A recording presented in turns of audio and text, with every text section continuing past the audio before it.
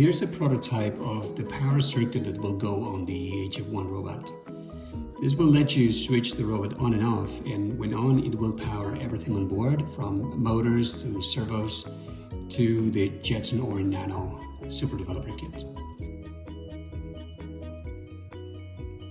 I have connected the circuit through these wires to my DC power supply, which is configured at 8.4 volts.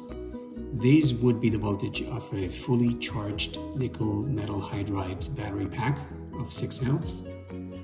And these two resistors are going to simulate the electrical load on the robot.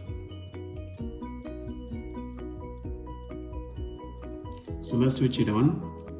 With one click, we turn on the power, and we can see that the voltage at the load is 8.4 minus a drop of 0.5859 volts. And the power that we're drawing is close to 28 watts. We could increase that power by increasing the voltage.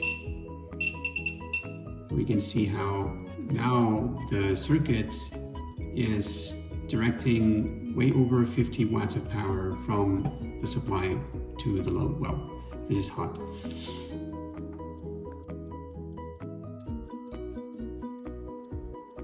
So how do we switch it off? Well, in this case, it's not a single click because we don't want to turn off the robot accidentally. In this case, we have to long press the button for approximately 3 seconds. Now we see that no power is consumed. The voltage has gone down to 0.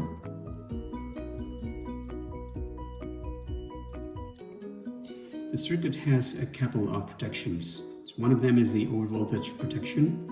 We can switch it on, see that we start consuming power, but as we increase the voltage over 13 volts, we will see how it suddenly drops. You see, it's 13.1 volts now, and it dropped to 0. And we stopped drawing power from the supply. And this is the overvoltage protection circuit disconnecting the batteries from the rest of the circuit. Let's say that you incorrectly placed the wrong AA cell type. You use lithium batteries. In that case, the voltage could go above 22 volts.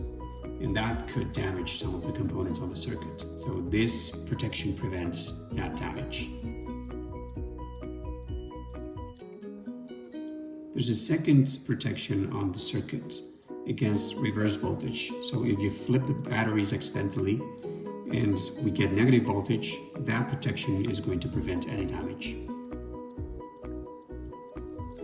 So let's simulate a reverse voltage by connecting the negative terminal to the positive crocodile, positive terminal to negative crocodile. So we have, again, 13.1 volts, but in this case it would be negative because of the reverse polarity. So we can try to switch on the circuit, but nothing happens. This is a reverse voltage protection isolating the circuit from the run Laplace batteries. We can even increase the voltage, simulating flipped lithium cells over 22 volts, 23.5. And as soon as we fix the situation and we place the batteries correctly and the right type, we should be able to power on the robot again. So let's simulate that we remove batteries. This time we place them in the right way.